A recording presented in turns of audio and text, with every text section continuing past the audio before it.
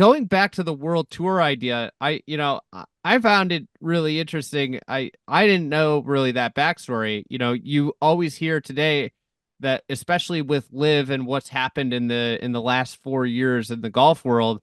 Oh, Norman always had this vendetta that came about in the 90s of, oh, I should do this.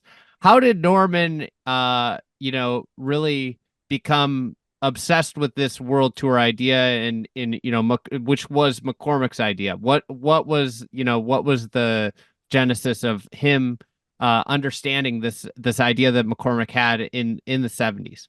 The genesis was me telling Greg about it in great detail over the years. I represented him for 11 years.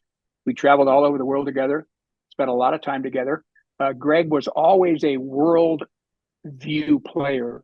American players are accused frequently, with reason, with validity, of being, America centric and not understanding the whole world of global golf that's out there. Greg, on the other hand, started in Australia, played there, moved to Asia, played there, moved to Europe, played there, and then made his way to America. So naturally, he had a much broader, more global perspective about golf, was happy to fly anywhere to play, loved it.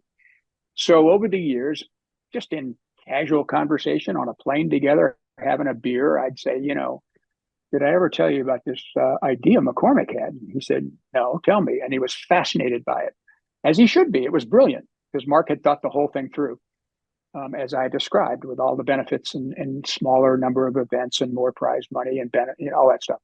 So lo and behold, Greg left IMG, fired me in 1993.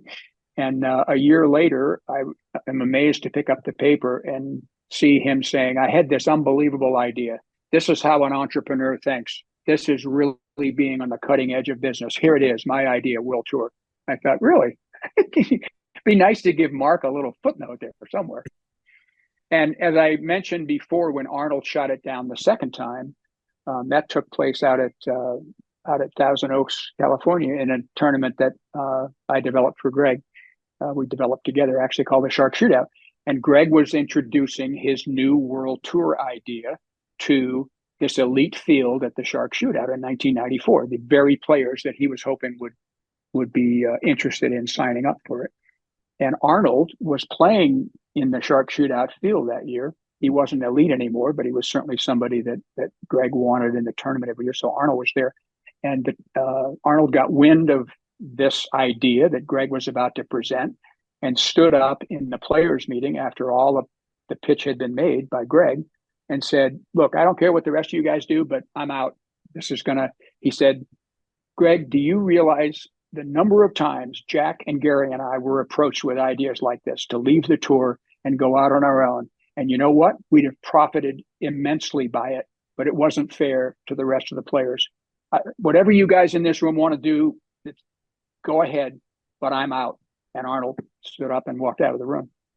Well, his influence, even in the 90s, was so pervasive still. He was so respected and admired, adored really by the other players, that was the death knell. And Greg kind of never got over that. He blamed Arnold. He blamed the PGA Tour. He carried a grudge for years. And then again, didn't really develop the Saudi interest as I understand it. I've been out of the business, obviously, for a long time, but the Saudis got pitched on a Premier League soccer type deal by a sports agency in Britain, which was this Saudi Live Tour.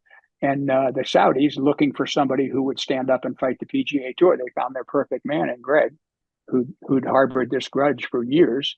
And sort of the rest is history.